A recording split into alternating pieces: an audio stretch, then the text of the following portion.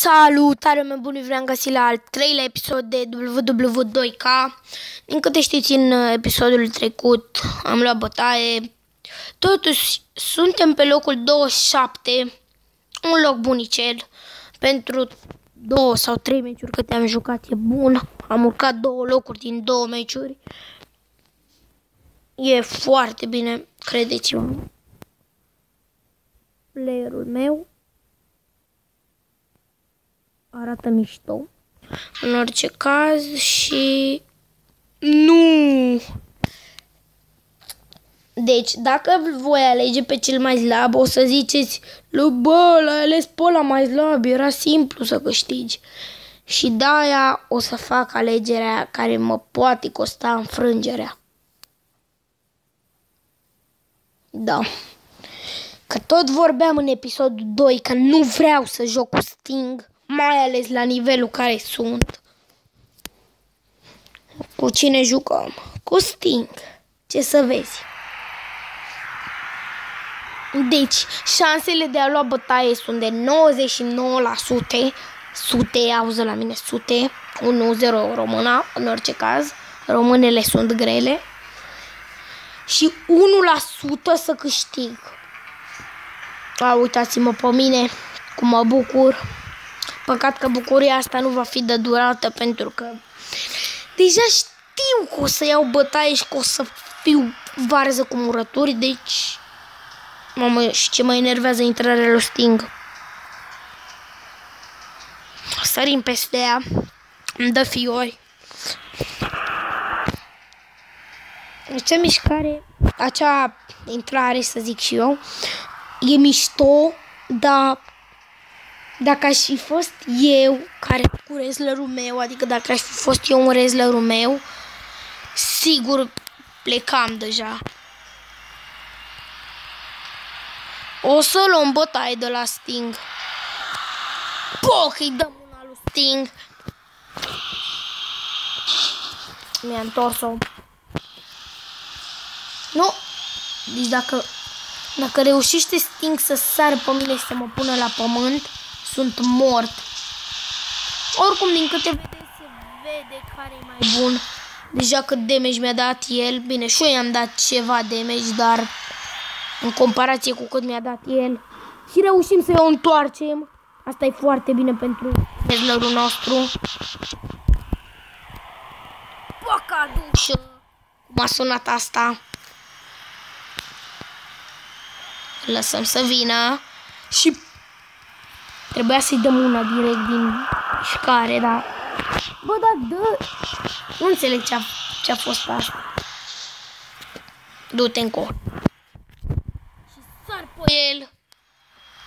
Se pare că îl dominăm pe Sting și dacă am reușit să câștigăm, ceea ce nu prea cred, și signature, îl putem duce pe Sting spre iad, dar îl mai lăsăm. Vreau să mai văd cum joacă el.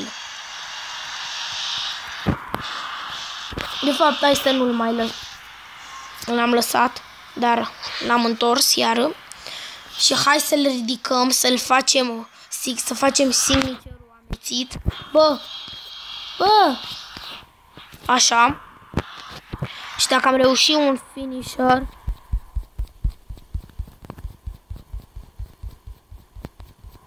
și iar nu reușim. Deci cred că manevra mea e imposibil ca din manevra mea să-ți iasă finisher-ul. Încercăm un pin.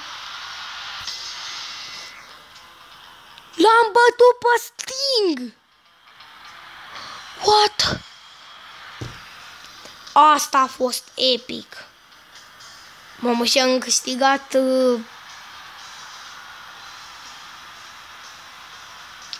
față, sau nu știu, cred că asta e intrarea. L-am bătut pe Sting. Și urcăm. Să vedem pe ce loc și să vedem pe cine întrecem. Sting, oameni buni. Și nu-mi vine să cred că am reușit să-l fac KO doar cu signature-ul. Bine, vă dați seama că dacă m-am făcut cu signature-ul, dacă făceam cu finisher-ul, era mort. Deci șansele mele de la 1% să-l bat au crescut rapid la 99% și șansele de a mă bate el au scăzut la 1%. Epic. Mai ales că nu mă așteptam, am pus un pin doar de formă ca să îl mai epuizez. Bine, nu știu. Deci singurul lucru care nu știu să-l fac în jocul ăsta e submission-ul.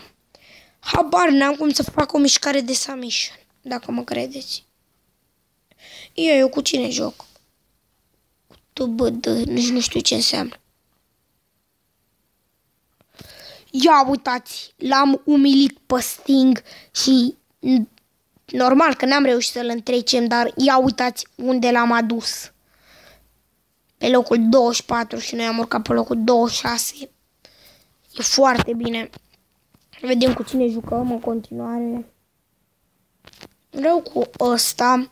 Cu ăsta mi se pare că n-am jucat deloc și de-aia vreau să încerc și cu el. Să mi-l trec și pe el în palmares. Dacă mă înțelegeți. Și vreau să vă zic că am uitat să vă zic în fiecare episod să nu uitați să apăsați butonul de like. M-ar ajuta foarte mult și m-ar... Wow, e meci cu cușcă. Iubesc meciurile astea. Bine, le iubesc, dar poți să pierzi și foarte ușor în ele. Pentru că dacă îți face finisher-ul, până te ridici, el deja sare peste. Bine, la jocul ăsta trebuie să ajungi decât până pe gratile alea de sus ale cuștii. Nu trebuie să cobori complet pe din afara ei. Și asta e mișto, că dacă te punea să cobori... Bine, e ușor să cobori. Da, e mai șmecher că a făcut jocul mai simplu. Ce intrare de 2 lei jumate are ăsta. Sper să vă placă skin-ul meu. Arată destul de miștocar. Dar dacă vrei să facem skin-uri și mai șmechere, trebuie să... Mamă, deci dacă îi prindeam pumnul ăla, era dus. Iar, deci mereu la chestiile astea ghicesc.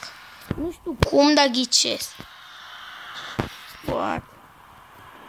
Trebuie să vă feriți când vedeți că face așa.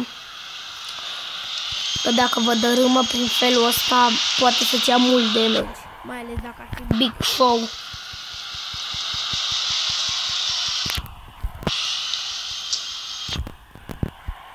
Fă-țău! Ce pumnișori i-am tras. Și poc din nou.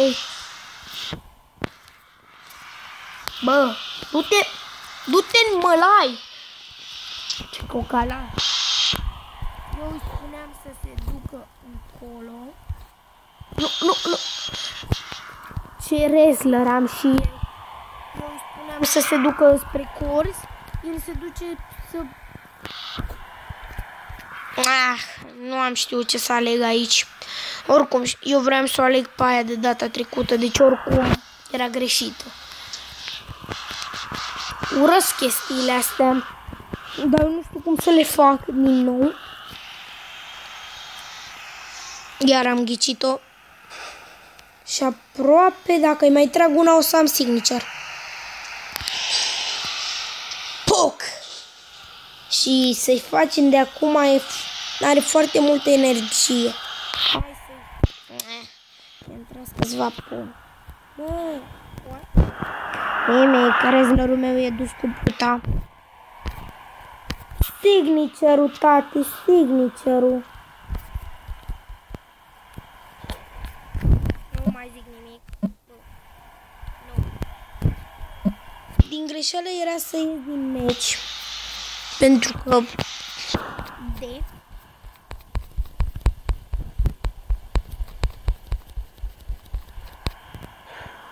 15 am reușit.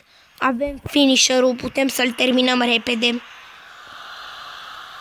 Puteam să-i punem un pin și acum, dar nu cred că mergea. Și acum facem...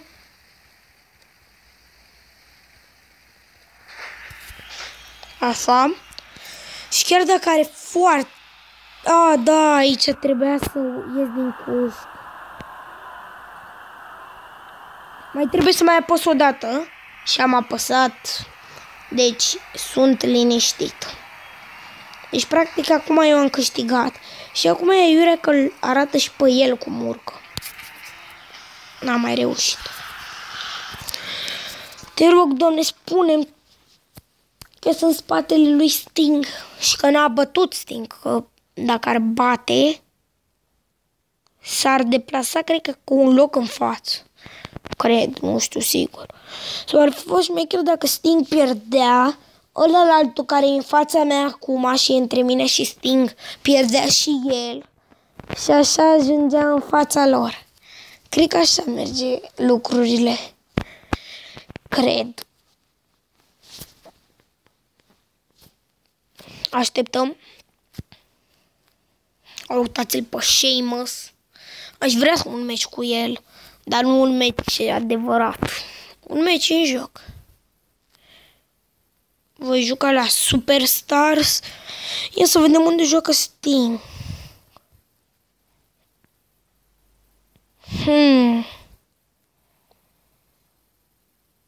Nu-l văd pe Sting.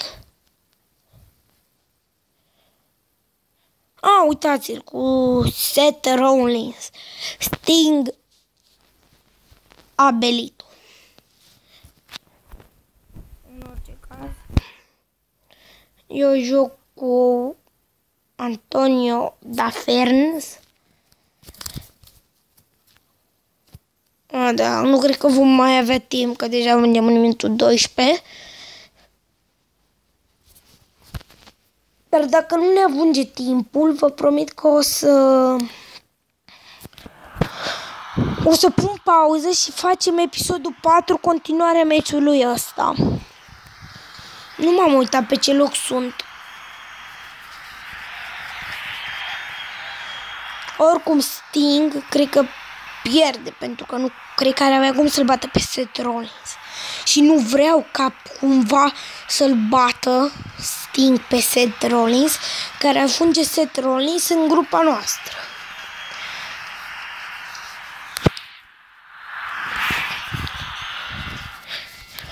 I-am pus puțin pauză.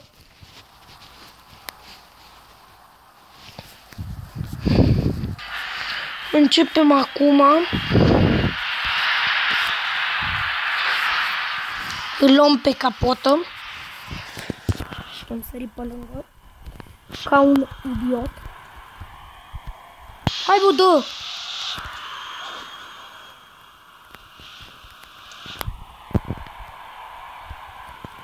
Urăsc când îmi întoarce ultimul punct care e cel mai puternic.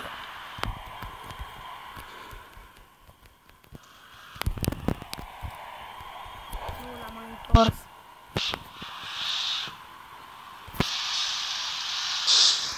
Și urăsc când îmi întoarce și mișcarea asta.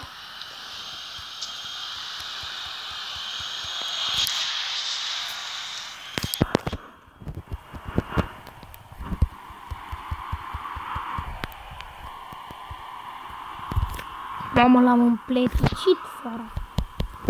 Nu. Și Paco! Nu știu de ce am zis Paco, dar am zis.